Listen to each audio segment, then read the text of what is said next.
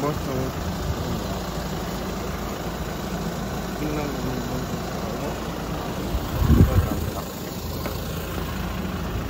안녕하세요. 환승합니다.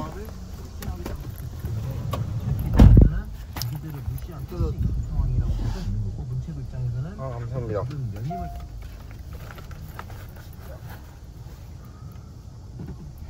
환승합니다.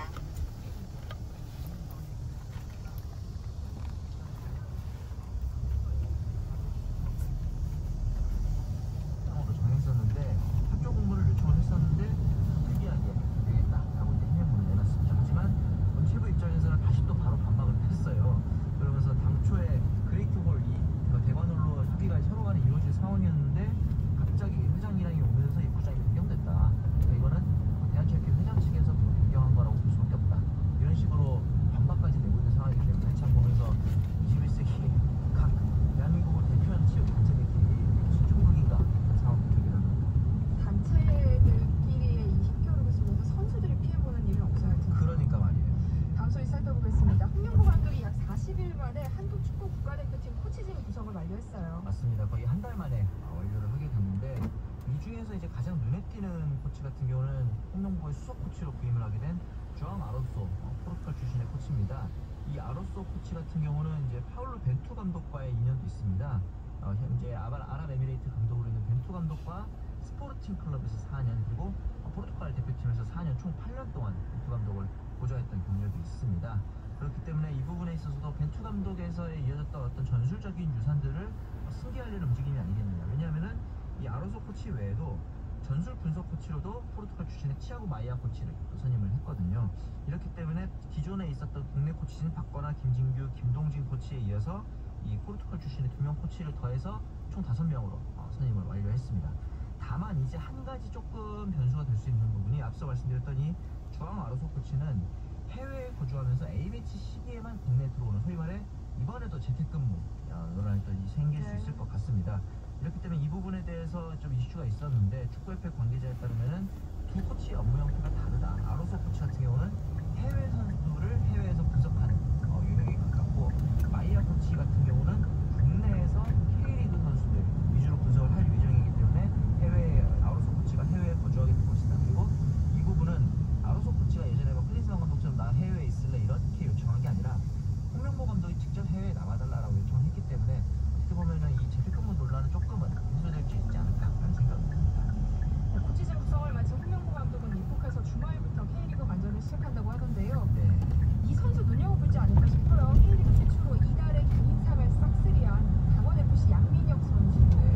활약이 대단하거든요. 진짜 좀 뭐랄까요. 이 선수가 쉽게 말해서 지금 대한민국 축구 역사상 가장 어린 나이에 빠른 속도로 업적을 쌓아가고 있다는 생각이 듭니다. 네. 우선은 7월 20일에 제주 유나이티드전에서 K리그 역대 최연소로 멀티골 기록을 세웠고요. 그 다음에 이제 데뷔 이후 처음으로 골과 어시스트를 동시에 기록하는 기록을 세우기도 했습니다. 그러면서 지금 이 소속팀인 강원FC가 K리그 1위입니다.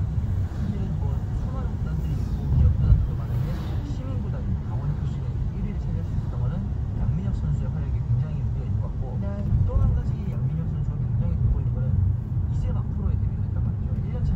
그런데 토트넘에 입단을 하게 됐잖아요. 누가 봐도 약간 들뜰 수밖에 없는 그런 상황이에요. 그런데 그럼에도 불구하고 이 7월 28일 날 강원의 토트넘 이적에 합의한 이후에 행보가 더욱더 안정되고 플레이 스타일적으로 봤을 때도 전혀 흔들림 없는 모습을 보여주고 있기 때문에 우리가 어린 선수들을 볼 때마다 항상 걱정하는 조금 일찍 소위 말해서 성공에 취하지 않을까라는 걱정들을 많이 하는데 예를 들어 브레넌 존슨 선수 토트넘 소속에 그리고 벤데베 선수들의 인터뷰를 보면은 굉장히 어린 선수지만 기술적으로 멘탈적으로 훌륭해 보인다라는 칭찬들이 이어지고 있어서 이번 시즌에 양민혁 선수가 과연 강원을 우승시키고 내년에 토트넘으로 건너가서 또 한 번 대업을 이룰지 기대가 또 되기도 합니다. 오늘 26일에 국가대표팀 명단을 발표하잖아요. 네. 양민혁 선수가 이름을 올릴 수 있을까요? 저도 이게 참 궁금한데 더 놀라운 거는 양민혁 선수가 만약에 뽑힌다면은 최연소 발탁 순위에 들지 않겠습니까? 왜 18세, 19세 이런 나이니까. 그런데 역대 최연소 순위에서 불과 13위밖에 안 됩니다. 더 어린 선수들이 훨씬 많았다는 건데 현재 1위는 이 터키파였던 차기석 선수가 17세 183일의 나이로 1위에 혼자 있었고요.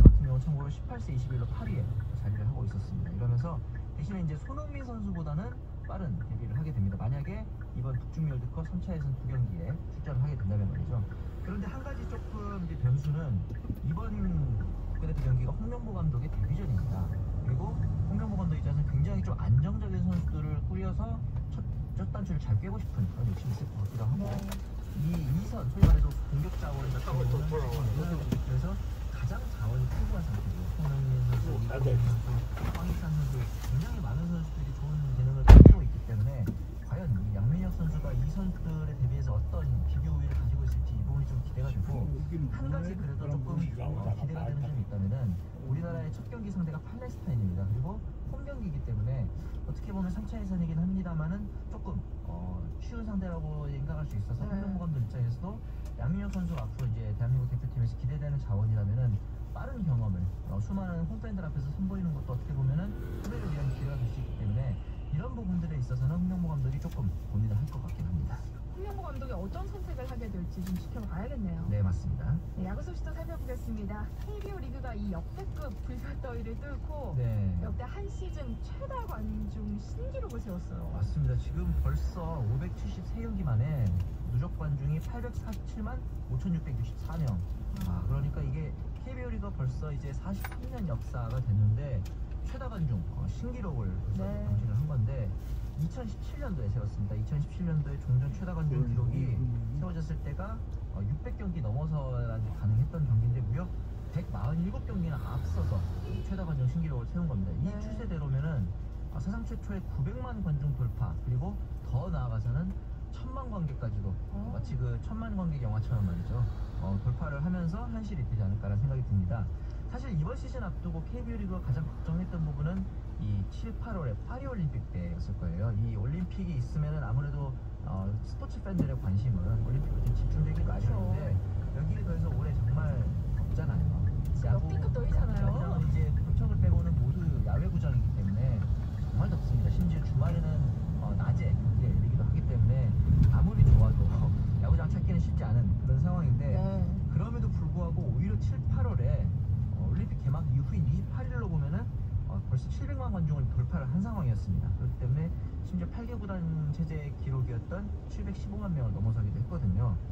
심지어 이제 그 올림픽에서 메달 소식이 본격적으로 쏟아지고 있었던 8월 1일 이때는 심지어 나가실 거죠? 700만 관중 돌파 시절 15년도에 한참부터 나가야 되는데? 계속 돌파를 하고 있는 상황이었습니다. 그래서 막찬데도 이번에 한 10분에 있어야 그리고 아무리 이렇게 보면 올림픽이라는 10분에 있어야 변수가 있음에도 불구하고 다들 왜 야구장을 찾을까? 첫 번째로는 차 바꾸는 거야. 이 승행 돌파 아니, 그런 아직도 안 주역들이 나왔어. 굉장히 다양해졌어요. 어찌- 옛날에 어디 가서 저기 뭐 변비오는 애들이 있고 어디 이런 이미지가 있었다면 최근에 이 학원 다니는 애들 구하고 못 오는 애들 20, 30대 여성들의 변비라고 야구장을 찾는 비중이 굉장히 많아지고 있어요. 20, 30대 여성들의 알겠습니다. 비중이 54.4% 절반 이상입니다. 그러네요. 이제 야구장은 오히려 월요일에 연초 몇 현상이 차가 일어나지는데 지금 화수 여기에 더해서 오늘까지 20대 또 비중이 41.4%입니다. 20, 30대 가을이 중에서. 됐는데도 그거를 그렇다 보니까 이 부분에 대해서도 굉장히 다양한 관중들이 이제 야구장을 찾고 있다고 생각 안 인기 구단의 선전도 어느 정도 큰 기술이 힘이 된것 없어서 그래 같습니다. 왜냐하면 LG 같은 경우 지금 현재 4월 나올 작년에 수가 우승팀이기도 하고 현재 3위를 달리고 있잖아요. 아침 그런데 되면 16일 기아전에서 이거 사람 몇 사람 1구단 타고 체제 이후로 최소 그러니까. 경기 73경기 만에 100만 관중까지 성공을 했습니다. 그리고 젊은 사람들 지난 타가지고 이전 쪼꼬리 여기 여기 쪼꼬리 왜 여기 나왔어 이렇게 앉아갖고 한다 이거. 당시 기아가 우승했습니다. 그러니까 팬들이 가장 많다고 알려진 기아가 우승했었는데 이번 시즌도 지금 기아 타이거즈가 1위를 달리고 있거든요. LG 트윈스라든가 기아 타이거즈 같은 소위 팬들이 많은 구단들에서 좋은 성적이 나고 있기 때문에 팬들이 더 많이 찾아주지 않나 이런 분석도 나오고 있고요. 보통은 그래도 하반기에는 순위가 좀 정해지면서 관중수가 떨어지기 마련이잖아요. 그렇죠. 네. 그런데 올해는 또 5위 싸움이 아주 치열해요. 맞습니다. 사실은 시즌 중반까지만 해도 1위 기아 타이거즈를 빼고는 2위부터 막 7, 8위까지도 다닥다닥 붙어있을 정도로 굉장히 순위 싸움이 치열했었습니다. 지금 이제 후반기로 들어서면서 약간 3강 체제 기아, 삼성, LG까지는 조금 견고해진 상황인데 이 두산 4위 두산부터 이제 마지막에 8위 롯데까지가 또 팽팽하게 물려 있어요. 지금 보시면은 두산과 5위 SSG가 3경기 반차 그리고 5위 싸움이라고 할 수 있는 SSG와 KT가 단 한 경기밖에 차이 나지 않습니다. 그런데 또 KT와 하나 6, 7위 사이가 또 한 경기 반 그리고 하나와 롯데 심지어 8위 롯데까지도 반 경기 차. 안 내려요? 그렇기 때문에 어느 팀이라도 신임문역 언제 다시 돌아가요? 하면은 순식간에 3-4개가 신임문역 돌아왔대? 그런 상황이 되겠습니다. 1시에 가요 1시. 가을 야구에 어떤 팀이 진출할지 관심 네. 보이거든요.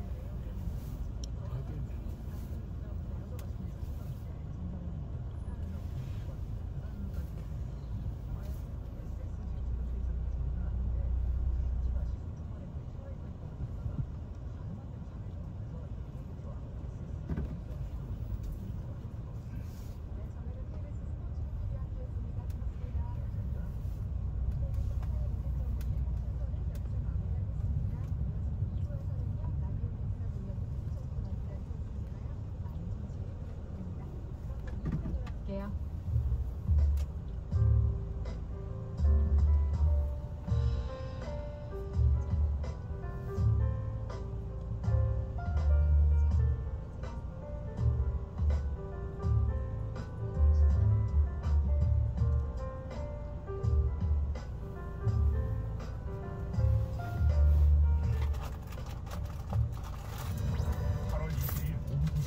공습들이 민방위 훈련을 실시합니다.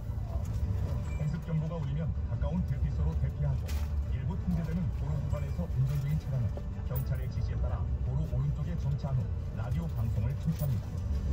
적극적인 처리와 자신과 가족을 지킵니다.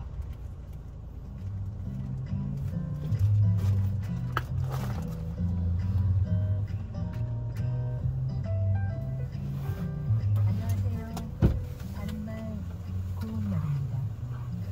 국립암센터와 대한암학회에서는 10가지 국민암 예방 수칙을 제정해서 공표한 적이 있습니다. 그 중에 하나가 담배를 피우지 말고 남이 피우는 담배 연기도 피하기가 있었는데요. 직접 흡연뿐만 아니라 간접 흡연의 위험성을 포함하고 있습니다.